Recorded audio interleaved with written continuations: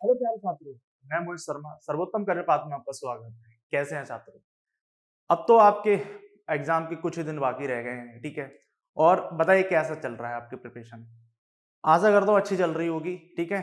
मुझे पता है कि मैथमेटिक्स में हमेशा समस्या आती है और समस्या आती है वो भी बेसिक के थ्रू। आप एक ही वीडियो को कई बार ध्यान से देख के उस पर प्रैक्टिस करते रहें, ठीक है, जिससे आपके प्रश्न गलत ना हो। अगर गलत हो रहे हैं तो आप हमें कमेंट सेक्शन में जरूर बताएं, ठीक है। हमारे प्रीवियस ईयर के जितने भी पेपर हैं वो हम कराते जा रहे हैं, ठीक है, जो भी जो क्वेश्चन आया साथ में। और साथ ही हमारे जो प्रीवियस वीडियोस हैं वो सारे हमारी चैनल पे हैं, जहां पर आप जाकर देख सकते हैं, ठीक है। हमें बेसिकली क्या करना है? हमें करना है कि जिससे हमारी वर्दी में कोई भी रुकावट ना आए। हमें वर्दी चाहिए तो चाहिए। हमने इसी तर्ज पर क्षेत्रमिति में पहले इंट्रोडक्शन देखा, उसी के आधार पर हमने द्विआयामी में त्रिभुज देखा, और आज हम बेसिकली चतुर्भुज और वृत्त की बात करेंगे, ठीक है। चलिए देखते हैं।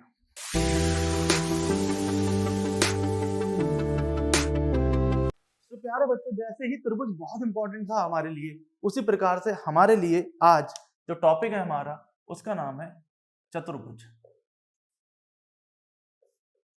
चतुर्भुज जिसको हम बेसिकली क्वाड्रिलेटरल कहते हैं।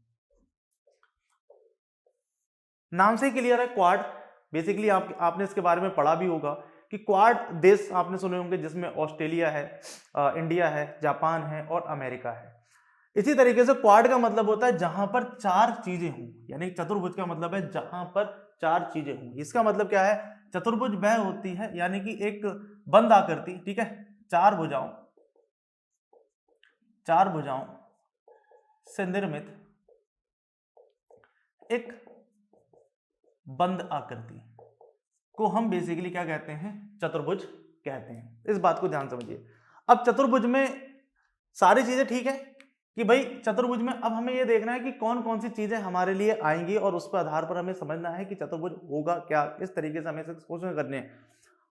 बात वही है कि हमें कैलकुलेट क्या करना है? हमें कैलकुलेट, अब यहां पर पहले हमने विकर्ण का बोला था, लेकिन विकर्ण हमारी जरूरत नहीं पड़ी थी। अब यहां हमें विकर्ण की जरूरत पड़ेगी। इसका मतलब है यहां हमें पहले तो परिमाप ही चाहिए, परिमाप के बाद हमें चाहिए विकर्ण, और विकर्ण के बाद हमें चाहिए क्षेत्रफल। ये तीन चीजें हमें बेसिकली ज्ञात करना होगा इस जगह पे। यहां पर अब हमें ये देखना है कि चार भुजाओं के आधार पर ये कितने प्रकार की आकृतियां बनती हैं। चार, भाई हमें देखना है कि कितने प्रकार के ये होते हैं। अब हमें ये देखना है कि पहला हमारा बनता है वर्ग, दूसरा हमारा बनता है आयत, ठीक है, बहुत ध्यान से समझना। एक हमारा बनता है वर्ग, दूसरा बनता है हमारा आयत, तीसरा हमारा बनता है समांतर चतुर्भुज, समांतर चतुर्भुज, और इसके आगे हमारा बनता है समलंब चतुर्भुज। चतुर्भुज, इसका मतलब हमारे पास ये चार कैटेगरीज आएंगी जिस पर अधिकांशतः आपके प्रश्न बनते हैं। भाई समांतर चतुर्भुज, समलंब चतुर्भुज, ठीक है, ये हमारे पास चीजें आती है। और साथ में इसके बाद में एक क्वेश्च और आता है जिसका नाम है पतंग, यानी कि काइट पर क्वेश्चन आते हैं। किस पर आते हैं? काइट पर। बेसिकली यहां पर आपको वर्ग है, आयत है, पैरेललोग्राम बोलते हैं, ठीक है, यहां पर हमारा फिर रोम्बस होता है, ठीक है। तो यहां पर देयर आर, ठीक है, ये हमारे पास कंडीशन बन जाती है समलंब चतुर्भुज, समांतर चतुर्भुज, आयत और वर्ग। तो सबसे पहले, ठीक है, सबसे पहले अगर इसमें से अगर हम ये देखते हैं कि हमारे आधार पर कोई भी प्रश्न होता है, कोई भी प्रश्न होता है, तो हम उसे और भी इसमें डिफाइन कर लेंगे। तो मुख्यतः जो प्रश्न मिलते हैं वो हमें बेसिकली इसी आधार पर मिलते हैं। तो सबसे पहले इसी कड़ी में हम जोड़ते हैं जिसका नाम है वर्ग। वर्ग जिसको हम बेसिकली क्या कहेंगे? स्क्वायर कहते हैं। इसकी प्रॉपर्टीज रिगार्डिंग क्या होगा इसमें ध्यान से देखिए। वर्ग होगा क्या कि वर्ग की कंडीशन ये है कि आपकी चारों की चारों भुजाएं समान होती हैं। पहले ए, बी, सी और डी। जैसा कि हमें याद है कि एंगल ए बराबर एंगल बी, एंगल सी और बराबर एंगल डी, ये सारे के सारे कितने होते हैं? 90 डिग्री। इसका मतलब क्या है कि एक चतुर्भुज यानी कि वर्ग में अंदर के अंतः कोणों का जो योग होता है वो होता है प्यारे बच्चों कितना? 360 डिग्री। कितना होता है? 360 डिग्री। साथ ही यहां पर जो भी भुजा होगी उसकी माप समान होगी। अमूमन कई बार बच्चों को मैंने कहते देखा है कि आमने सामने की भुजा समान, ये शब्द ऐसे आपने सुने होंगे, लेकिन यहाँ पे देखिए आमने सामने की भुजा है, लेकिन यहाँ पर हमें क्या करना है? यहाँ पर लंबाई और चौड़ाई की माप बराबर होती है। हमें ऐसा पढ़ना है कि यहाँ पर हमें ये पता है कि इसे लंबाई बोलेंगे और इस वाले को हम चौड़ाई बोलेंगे। तो यहाँ पर अमूमन क्या होता है कि जो लंबाई की माप होती है वो चौड़ाई की माप के बराबर होती है, और जिसकी माप होगी ए यूनिट, यानी कि एक इकाई, ए यूनिट होती है, या आप इकाई बोल दो। इसकी जगह सेंटीमीटर हो सकता है, मीटर हो सकता है, कुछ भी हो सकता है। यानी लंबाई और चौड़ाई दोनों बराबर होती है। अब हमारा मुख्य बात ये रहती है कि हम यहाँ पर विकर्ण निकालना चाहते हैं, ये होगी विकर्ण, ठीक है। और इसमें क्या होता है कि दोनों विकर्णों की माप बराबर होती है, यानी कि विकर्ण यानी कि डायगोनल 1 और डायगोनल 2। इसका मतलब क्या है, AC बराबर होगा हमारा BD का, यानी कि विकर्ण की जो माप होगी वो हम निकाल लेते हैं। कैसे? हमने बेसिकली अगर हमने इस त्रिभुज को माना तो हम यहाँ पे पाइथागोरस लगा सकते हैं। पाइथागोरस के नियम में हमने कल देखा था, अगर इसको एंगल हम माने तो इस वाले, भाई यहाँ पर ये होगा ना, ये ध्यान देखिए, अगर ये A है, ये भी A है, तो हमें ये बात निकालना है। तो इस केस में हमें क्या होगा, A, B और D, हमें ये माप चाहिए। तो हमारा अगर ये एंगल हुआ तो ये हमारा आधार बन जाएगा, ये हमारा लंब बन जाएगा, और ये हमारा कर्ण बन जाएगा। इस बात को बहुत ध्यान से समझिए। अब अमूमन बात यहाँ पर होगी क्या, यहाँ पर बात ये होगी कि हमें पाइथागोरस के हिसाब से कर्ण का स्क्वायर, लंब का स्क्वायर प्लस आधार का स्क्वायर, ये चीजें हमें चाहिए। तो हमें बेसिकली क्या है कि अगर BD का स्क्वायर अगर हमें चाहिए और AB का स्क्वायर प्लस AD का स्क्वायर, ये हमें चीजें चाहिए, यानी A square plus A square यानी कि 2A स्क्वायर। तो BD बराबर, BD का स्क्वायर, तो BD बराबर हो जाएगा √2A। ये हमारे पास चीजें मिल जाएंगी। इसका मतलब हमारे पास जो विकर्ण का कंडीशन आई वो हमारे पास कितनी आ गई, √2A यूनिट, यानी कि इतनी इकाई हमारे पास आ गई कंडीशन। साथ ही अगर हमसे ये पूछे, यानी कि वर्ग में हमने कोण की बात हो गई, कोण के बाद हमारी ये भी की कंडीशन क्या है, फिर बाद में विकर्ण की भी कंडीशन होगी कि विकर्ण हमारा क्या होता है। साथ में एक चीज और है, यहां पर परिमाप की बात करें, क्या हमारा वो फॉर्मूला यहां पर फिट हो सकता है जो हमने वहां पर निकाला था। तो यहाँ पे परिमाप का मतलब है कि सारी भुजाओं का योग। तो सारी भुजाओं में यानी कि 4 भुजाएं हैं तो ये 4A हो जाएगा, यानी कि P बराबर 4A हो जाएगा। तो अर्ध परिमाप कितना हो जाएगा प्यारे बच्चों, भाई अर्ध परिमाप की जो वैल्यू है वो हो जाएगी 2A, यानी कि 2 से जब डिवाइड करेंगे तो 2A हो जाएगी।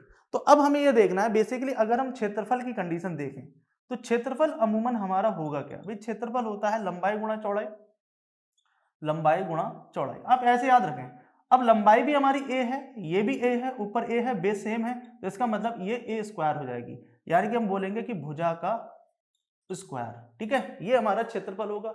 क्या हमारा उस वाले फॉर्मूले से ये आंसर आ रहा है, देखते हैं ध्यान से। अब हमारा वो जनरल फॉर्मूला क्या बनता है, यानी कि जो सब में अप्लाई हो जाए, उसमें क्या है, यहां पर हमें क्षेत्रफल की वैल्यू निकालनी है, यानी कि हमें क्षेत्रफल निकालना है। तो अब हमें क्या है, उसमें क्या था, S minus A, S minus B, S minus C। अब यहाँ पर ये कंडीशन हमारी हो जाती है, लेकिन हमें यहाँ पर गलती हो जाएगी, क्योंकि यह त्रिभुज का फॉर्मूला हुआ, ये किसके लिए, ये ट्रायंगल के लिए, ये त्रिभुज के लिए। लेकिन अगर चतुर्भुज के लिए चाहिए, अगर चतुर्भुज के लिए चाहिए तो हमें कैसे करना पड़ेगा, हमें ये देखना है कि हमें किस आधार पे करना पड़ेगा। जब आप चतुर्भुज के केस में जाते हो, आपको कोई भी चतुर्भुज की कोई भी भुजा पता हो तो बस आप ये वाला फॉर्मूला यूज करें, ठीक है, चतुर्भुज के लिए, कि S minus A, S minus B, S minus C और S माइनस D। ये आपको कंडीशन पता होना चाहिए, A B C D ये चारों तरफ से भुजाएं हुई, ठीक है। अब आपको यहाँ पर ध्यान से देखते हैं कि क्या हमारा वही फॉर्मूला आता है, भाई S की वैल्यू हमारी कितनी है, 2A, कितनी घटेगी, 2A, इसमें भी A, 2A में से यहाँ भी A घटेगी और यहाँ भी 2 में A से A घटेगी। इसका मतलब यहाँ पर भी A बचेगा, यहाँ पर भी A बचेगा, यहाँ पर भी A बचेगा। तो फाइनल हमारे पास जाकर टोटल कितने A आएंगे, टोटल कितने आएंगे, 4A आएंगे, और जिसको बाहर निकालेंगे तो इसका मतलब ये भी हमारा आंसर कितना आ जाएगा, A स्क्वायर। इसका मतलब ये है कि इस फॉर्मूले से भी हम आराम से चीजों को फाइंड आउट कर सकते हैं, आराम से फाइंड आउट कर सकते हैं, इसमें हमें कोई भी परेशानी नहीं होगी। तो इस प्रकार से हमने वर्ग की पूरी कंडीशन को देख ली, यहाँ पर हमने विकर्ण देख लिए। विकर्ण के बाद देखिए आपको समस्या क्या रहती है, आपको समस्या ये होती है कि हम किस प्रकार से फॉर्मुलेशन करेंगे। तो आप ये देखिए कि कोई भी फॉर्मूला निकालने के लिए ज्यादा दिक्कत नहीं हुई, हमने आराम से निकाले, याद करने की जरूरत नहीं है। हम इस पर पहले कॉन्सेप्ट समझेंगे, फिर इनके आधार पर सारे आधार पर हम प्रश्न बाद में करेंगे। पहले हम सारे को क्षेत्रमिति में जितने भी टाइप्स हैं पहले उनका पूरे का पूरा कॉन्सेप्ट समझेंगे, देन उसके आधार पर बाद में हम प्रश्न करेंगे, ठीक है, कि जिससे आपको कोई भी एट रैंडम क्वेश्चन आ जाए तो वहां पर आपको देखने में दिक्कत ना हो। भाई यहां पर अगर हमें ये बोल देगा कि भुजा, क्वेश्चन में इस तरीके से बोल देगा कि किसी भी चीज की भुजा a बराबर 2 है, अब उसका क्षेत्रफल आपसे पूछेगा, तो भुजा का स्क्वायर करना है तो 2 का स्क्वायर करना है तो कितना होगा 4 वर्ग, ठीक है, वर्ग इकाई हो जाएगी। तो इस प्रकार के प्रश्न तो बड़े आराम से हो जाएंगे। आपको अगर विकर्ण निकालना है, अब इसी आधार पर अगर हमें भुजा दी होती, ये हमें भुजा गिवन है और हमसे विकर्ण पूछता तो विकर्ण तो आराम से निकाल देते ना, √2 × 2 यानी कि 2√2 वर्ग, सॉरी इकाई ओनली, इतनी वैल्यू आ जाती। तो इसका मतलब ये हुआ कि हमारे पास की सारी कंडीशन हमें बिल्कुल ध्यान से है। अब इसी सीरीज में अब हम करते हैं आयत, ठीक है प्यारे बच्चों। वर्ग के बाद अच्छा यहाँ पे एक छोटी सी बात ये आती है कि हमने एक टाइप कम लिखा था, क्योंकि हमें ये पता है कि भाई वर्ग होता है, वर्ग के बाद आयत होता है, आयत के बाद आपका समांतर चतुर्भुज होता है, और समांतर चतुर्भुज के बाद आपका एक और होता है समलंब चतुर्भुज, हमने ये बोला था। फिर आपका एक होता है काइट होती है, यानी जिसको हम पतंग बोलते हैं, ठीक है। इसमें एक चीज और रह गई थी उसमें, जिसका नाम ये है कि विषम कोण, विषम कोण, जिसको बेसिकली क्या है हम रोम्बस बोलते हैं, ठीक है। क्या बोलते हैं? रोम्बस। इनका इंग्लिश में भी शब्दार्थक है, इसको तो काइट कहते ही हैं। जैसे समलंब है, इसको हम ट्रेपेजियम कहते हैं, ठीक है, क्योंकि कोई भी चीज छूटनी नहीं चाहिए, इसको हम पैरेललोग्राम कहते हैं, ठीक है। इसको हम बेसिकली रेक्टेंगल कहते हैं, इसको अभी हम पढ़ना है, और इसे हम स्क्वायर कहते हैं। तो इस क्षेत्र में हमारी ये चीज तो कंप्लीट हो गई। अब हम बात क्या करेंगे? अब हम बात करने वाले हैं बेटा किसकी? आयत की, ठीक है, आयत यानी कि रेक्टेंगल। जैसे हमने उसको किया, अब क्या अंतर है दोनों में, ध्यान से समझो कि रेक्टेंगल अगर हम बनाएंगे तो जैसे आपने एक ईंट देखी होगी, बेसिकली तो आपको वो 3D पॉइंट में है, लेकिन अगर हम ऊपर से किसी चीज को देखें तो आपको ये A, B, C और D, तो यहां से यहां तक आपको लंबाई मिलती है, यहां से यहां तक चौड़ाई मिलती है। हमने एक चीज देखी थी कि भाई यहां पर भी विकर्ण होगा, ये भी विकर्ण होगा, ये तो हमें बिल्कुल क्लियर है, अंतःकोण होंगे, ठीक है। तो यहां पर एक चीज तो क्लियर होगी कि जो विकर्ण है BD और बराबर AC, यानी कि जो विकर्ण है वो समान है। हम उसकी वैल्यू निकालेंगे कि विकर्ण कितना है, ठीक है, विकर्ण की वैल्यू। अगर हम लंबाई को यहाँ पर L मान लें और चौड़ाई को हम B मान लें, इस बात को समझिए। लेकिन यहाँ पर एक चीज है कि लंबाई और चौड़ाई की माप बराबर नहीं है।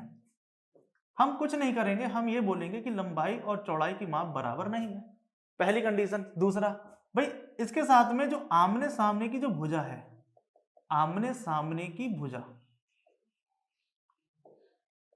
बराबर है, आमने सामने की भुजा बराबर है, लंबाई चौड़ाई बराबर नहीं है, और आमने सामने की भुजा बराबर है। साथ में अगर हम यहाँ पे ये देखें कि अगर हम विकर्ण निकालना है तो यहाँ पे दो ट्रायंगल बन रहे हैं, भाई ये बनना है हमारा L, ये बनना है हमारा B।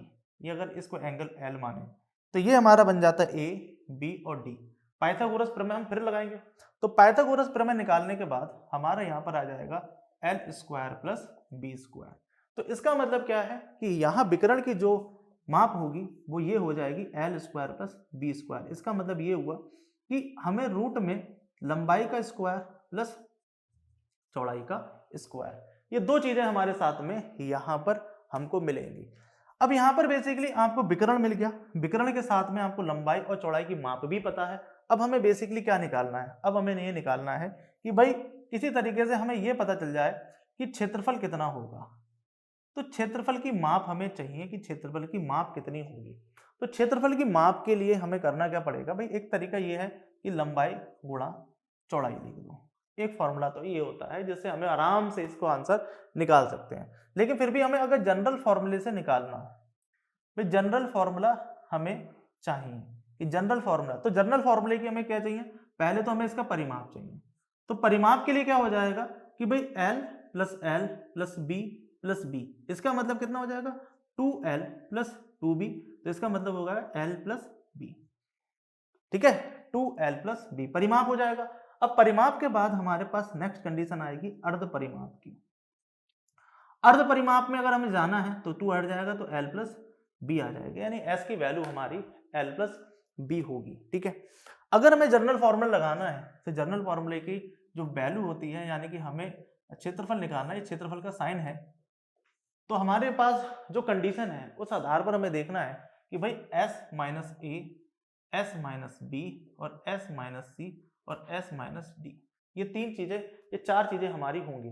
तो भाई देखो ध्यान से, अगर आपको फॉर्मूला निकालना है तो पहले आप ध्यान से समझे कि ये तो हमारा l प्लस बी है, अब इसमें से l घटा दीजिए, l प्लस बी है, इसमें से l घटा दीजिए, l प्लस बी है, उसमें से b घटा दीजिए, l प्लस बी है, उसमें से b घटा दीजिए।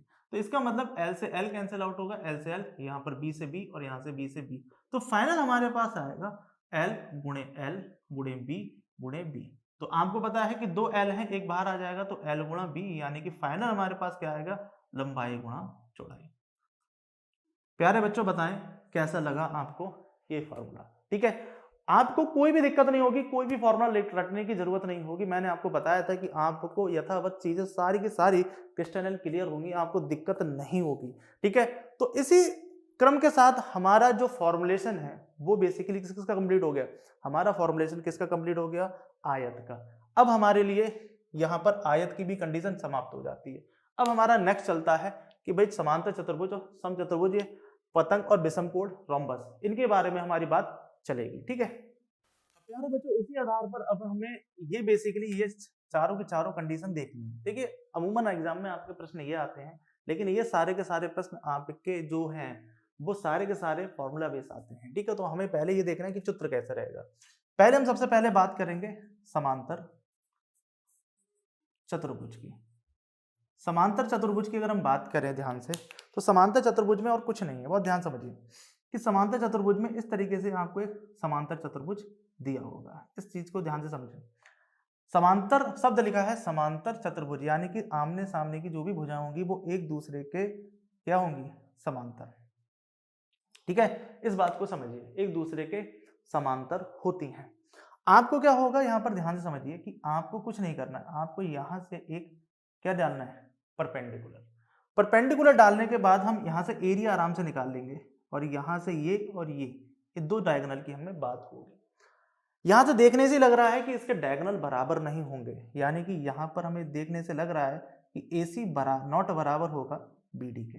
यहाँ पे देखने से हमें ये चीजें पता चल रही है कि यहाँ पर एक दूसरे के ये बराबर नहीं होंगी, एक माप ज्यादा होगी और एक माप कम होगी। तो हम क्या करेंगे, यहाँ पर बेसिकली क्या है, एक परपेंडिकुलर डाल के यहाँ पे चीजें निकाल लेंगे, तो जिससे हमें क्या मिल जाएगी, एक हाइट मिल जाएगी, एक हाइट हमें अंदर के साइड मिल जाएगी।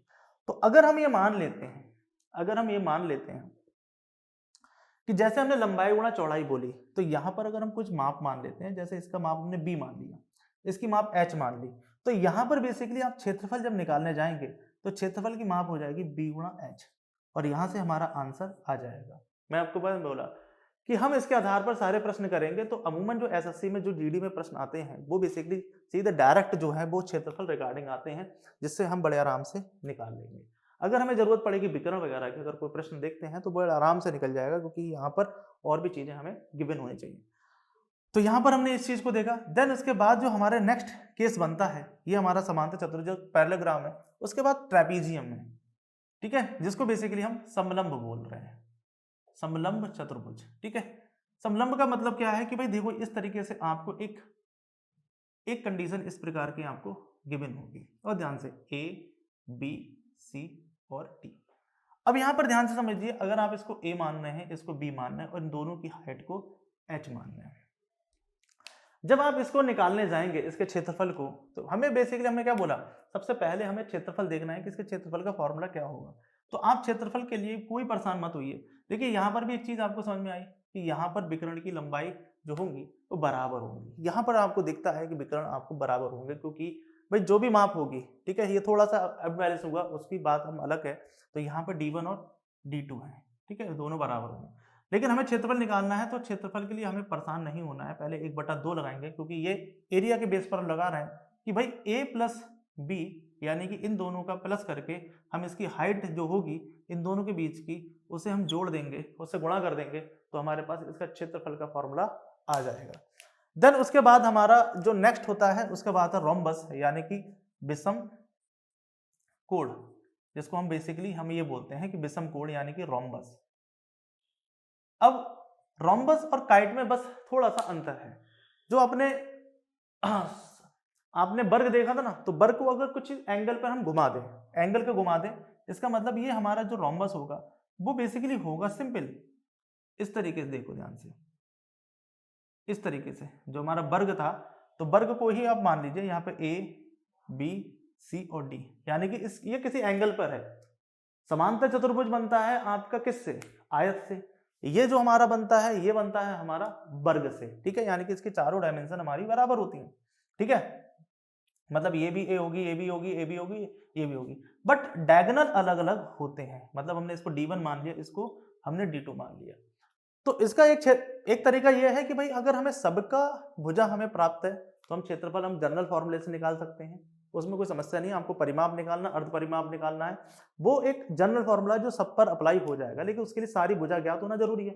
तो कभी कभी ये डायगोनल दे देता है, तो डायगोनल के बेस में हम कैसे निकालेंगे? तो इसका जो क्षेत्रफल होगा हम डायगोनल के बेस पर देखें तो 1/2 D1 गुणे D2, ये हमारा इसका आंसर होता है। डायरेक्ट आता है, डायरेक्ट आंसर आता है, ठीक है, कि D1 और D2 की आपको गुणा हो जाएगी और इससे आपका आंसर आ जाएगा।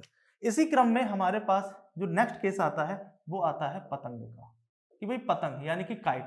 तो उस काइट में कंडीशन क्या है, बहुत ध्यान से, तो काइट को आपने सारे लोगों ने पतंग देखी होंगी। तो पतंग में इस तरीके की पतंग एक होती है, आपको सारे एंगल्स ये आपने देखा होगा, ये बेसिकली और ये दो चीजें बनती हैं।